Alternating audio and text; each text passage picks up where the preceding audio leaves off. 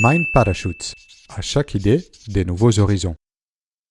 Les charismes démythifiés de Olivia Fox-Cabane. Imaginez de rentrer dans une pièce et impacter tout le monde par votre présence. Les gens s'aperçoivent immédiatement de votre magnétisme. Ils vous apprécient, ils vous font confiance, ils veulent être guidés par vous.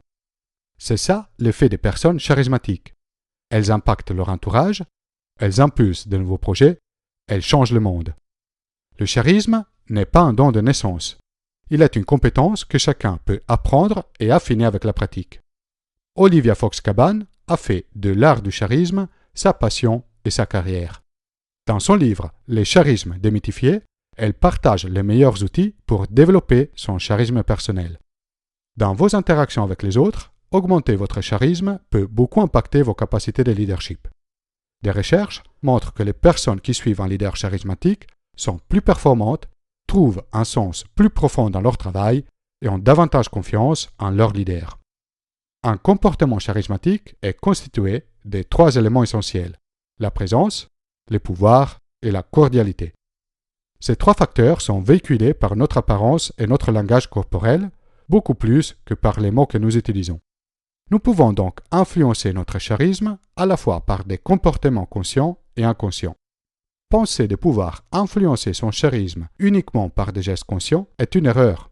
Les signaux inconscients sont très nombreux et toute incohérence entre les expressions conscientes et inconscientes, très visibles par les personnes qui nous regardent, détruit le charisme.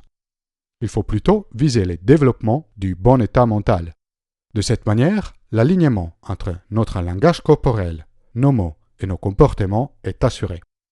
La présence représente les degrés d'attention vers l'instant présent. Cela arrive régulièrement dans nos interactions avec les autres, d'être distrait, de voir plusieurs choses qui traversent notre esprit pendant notre conversation. Même si nous pensons de pouvoir faire semblant et cacher notre distraction, des tout petits aspects de notre langage corporel, comme des mouvements furtifs des yeux, sont immédiatement perçus par notre interlocuteur, même si de manière inconsciente. Si rester vraiment présent à l'autre n'est pas toujours simple, développer cette compétence a un effet puissant sur notre charisme. Voilà un exercice tout simple pour pratiquer la présence. Installez-vous dans un lieu calme et pendant 1 minute, fermez les yeux. Aidez-vous par un chronomètre. Pendant 7 minutes, vous pouvez écouter attentivement chaque son autour de vous. Sans interprétation, juste l'écoute. Vous focalisez sur votre respiration, sur les sensations de votre narine ou vos poumons quand l'air entre et sort. Essayez de remarquer tout ce qui se passe lors de chaque respiration. Faites attention aux sensations de vos orteils, ce qui vous oblige à rester connecté à vos sensations corporelles. Si lors d'une conversation vous réalisez que vous êtes distrait, pendant quelques secondes, focalisez votre attention sur les sons, la respiration ou les orteils, et juste après sur votre interlocuteur. Avec ces simples exercices, les autres vont rapidement percevoir les renforcements de votre présence et de votre charisme. Les pouvoirs représentent les degrés avec lesquels nous sommes perçus comme capables d'affecter le monde autour de nous par notre influence, notre statut social, notre expertise, notre intelligence. À cause des conséquences des vies ou des morts qui pouvaient avoir les relations sociales dans les sociétés primitives, dans les toutes premières secondes que nous rencontrons quelqu'un, nous évaluons inconsciemment sa position sociale vis-à-vis de nous. Est-il ou est-elle au-dessus ou en dessous de moi? L'impression de pouvoir que nous transmettons dépend principalement de notre aspect physique et notre langage corporel. Voici 2 conseils pour augmenter notre pouvoir. Par notre style vestimentaire, tout en nous adaptant au contexte dans lequel nous nous trouvons, l'open space d'un startup n'est pas la même chose qu'une réunion entre banquiers, nous pouvons augmenter notre pouvoir en choisissant des vêtements élégants. Par notre posture. L'image de confiance en soi, perçue par les autres, est directement liée à l'occupation de l'espace physique. Vous pouvez vous exercer en marchant dans la rue. Comme un gorille qui protège son territoire, occupez le plus de place possible. Tenez-vous droit et gonflez le ventre. Ne changez pas de direction pour éviter les autres.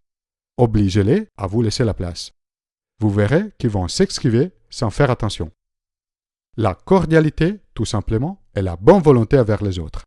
Elle nous indique si les gens voudront ou non utiliser les pouvoirs qu'ils ont en notre faveur. Quelqu'un de puissant mais non cordial peut peut impressionner sans pour autant être perçu comme charismatique. À l'inverse, quelqu'un de cordial mais sans pouvoir peut être perçu comme étant agréable, mais pas forcément charismatique. Vous pouvez développer votre cordialité en 3 étapes. La première est la gratitude, qui permet d'apprécier tout ce que nous avons déjà dans notre vie. Pour cela, balayez maintenant votre corps et votre environnement et identifiez 3 de vos habiletés et 3 choses qui vous entourent que vous appréciez. La deuxième est la compassion, qui consiste à souhaiter les biens aux autres. Pour cela, identifiez 3 choses que vous aimez de la personne vers qui vous souhaitez être bienveillant. Imaginez leur passé et leur présent. Essayez de voir le monde à travers leurs yeux. La troisième est la compassion envers soi, qui ne signifie pas du tout s'apitoyer sur soi-même. Bien au contraire, cela veut dire rester bienveillant envers soi et reconnaître ses erreurs sans pour autant céder à une féroce autocritique. Pour cela, mettez à l'écrit 5 choses que vous faites déjà quand vous faites face à des moments difficiles.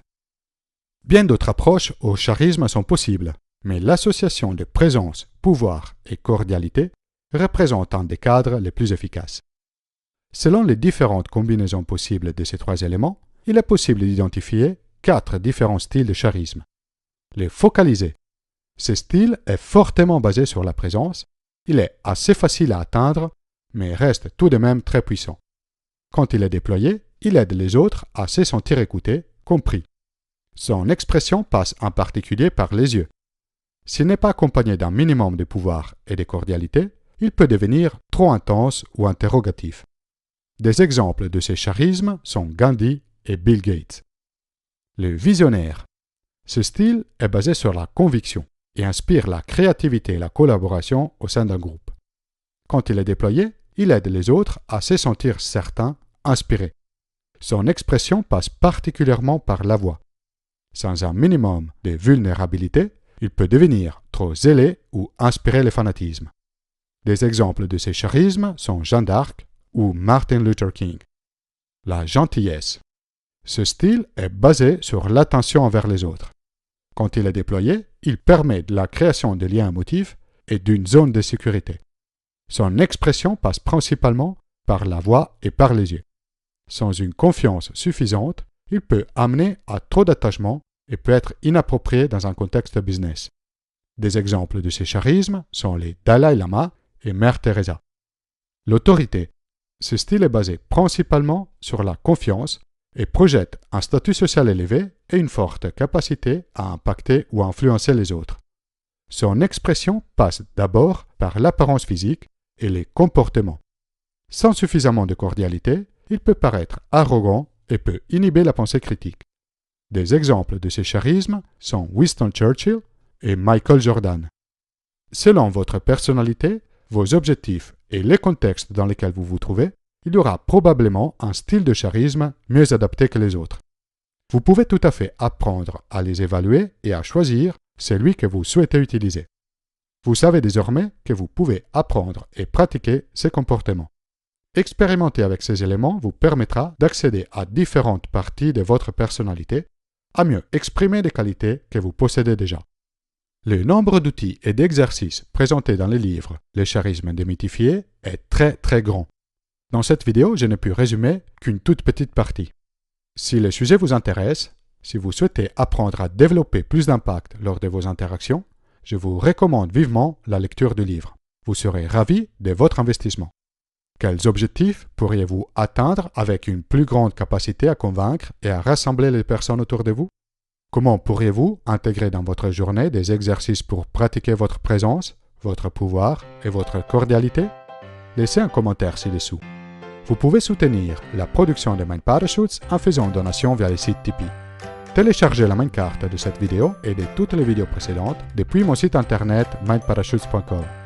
Si vous avez aimé la vidéo, inscrivez-vous à ma chaîne YouTube et partagez la vidéo autour de vous.